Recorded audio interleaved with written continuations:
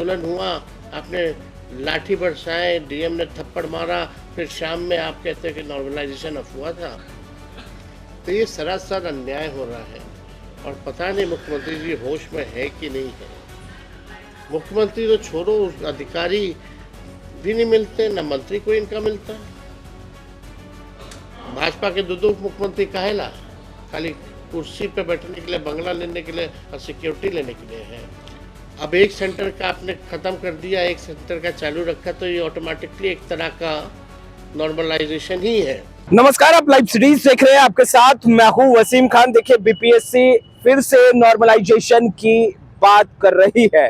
ऐसा हम नहीं कह रहे, ऐसा तेजस्वी यादव कर रहे हैं। देखिए, तेजस्वी यादव का गुस्सा फूटा है, जहां एक तरफ री एग्जामिनेशन से पहले तेजस्वी यादव तमाम छात्रों से मुलाकात करेंगे जो प्रोटेस्ट कर रहे हैं। वही कहते नजर आ रहे हैं सरकार की मंशा ठीक नहीं, खूब गरजे हैं और चेतावनी भी दे डाली है। सबसे पहले आप तेजस्वी यादव को सुनिए किस तरीके से बीपीएससी कैंडिडेट के समर्थन में उतर चुके हैं।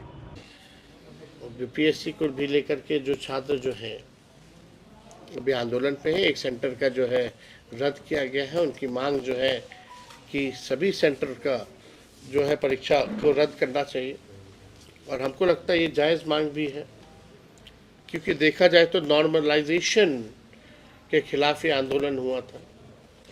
अब एक सेंटर का आपने ख़त्म कर दिया, एक सेंटर का चालू रखा, तो ये ऑटोमेटिकली एक तरह का नॉर्मलाइजेशन ही है। जिन छात्रों ने ये कहा कि उन्हें पेपर जो है 1 घंटे 2 घंटे लेट मिली क्वेश्चन पेपर,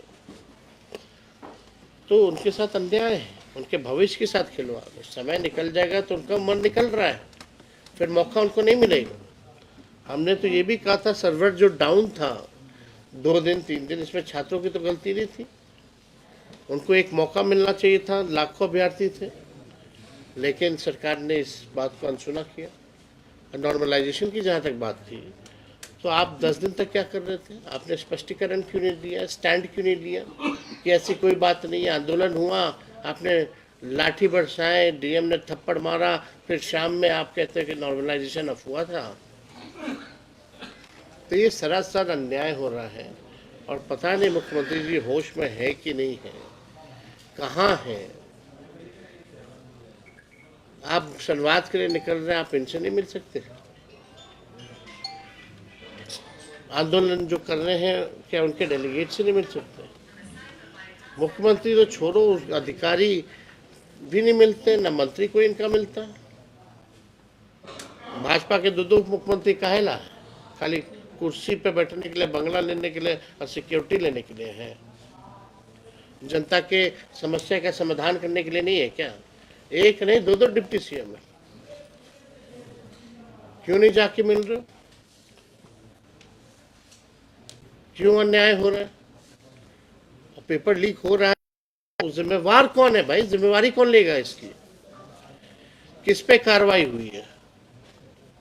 किसी पे कार्रवाई? और जितने पेपर लीक होते हैं, एक ही जिले का तार क्यों जुड़ा रहता है? अब तक जितने पेपर लीक हो नहीं की जाती है। तो बिहार जो है, बिहार की सरकार नहीं रह गई है, कोई इनका अस्तित्व नहीं रह गया। जनता के प्रति ये उत्तरदायी नहीं है। इनको बस अपने गद्दी पे बैठना है, राज करना है, भोग, और कोई मतलब नहीं है। बिहार के विकास को लेकर के ये चिंतित नहीं है। ब्लूप्रिंट है, विजन है बिहार को आगे ले जाने का। और कोई सवाल होगा तो पूछिए। दो सवाल है मेरा सर। एक तो माई बहन मान योजना जो आप लेके आ रहे हैं, तो इसके आप मैनिफेस्टो में लेके आ रहे हैं कि 2025 में अगर सरकार आती है तो इसको आप लागू करेंगे, तो ये किसके लिए होगा? इसमें कुछ आप बनाए हैं कि बीपीएल है, बीपीएल है? आप भाई साहब, जाति आधारित गणना हुई, उसमें लोगों की आर्थिक स्थिति का भी जो है पता चला। उसमें 94 लाख ऐसे परिवार हैं जो गरीबी रेखा के नीचे आते हैं, जिनका आय 6,000 रुपये से भी कम है। उन लोगों को होगा, जो ज़रूरतमंद महिला होंगी उनको दिया जाएगा। आरएसएस प्रमुख का एक बयान आया है, जो राम मंदिर बनने के बाद हिंदू मुस्लिम में दंगे ज्यादा हो रहे हैं और हिंदू नेता इस मुद्दा को उठा के नेतागिरी कर रहे हैं। सर बेकार की बातें, इन लोगों का काम ही है दिन रात यही बातें करना। सर अमित अरे कभी देश की प्रगति की बात करो, भाईचारे की बात करो, संविधान की बात करो, लोकतंत्र की बात करो, किसान से भी कभी बात कर लो।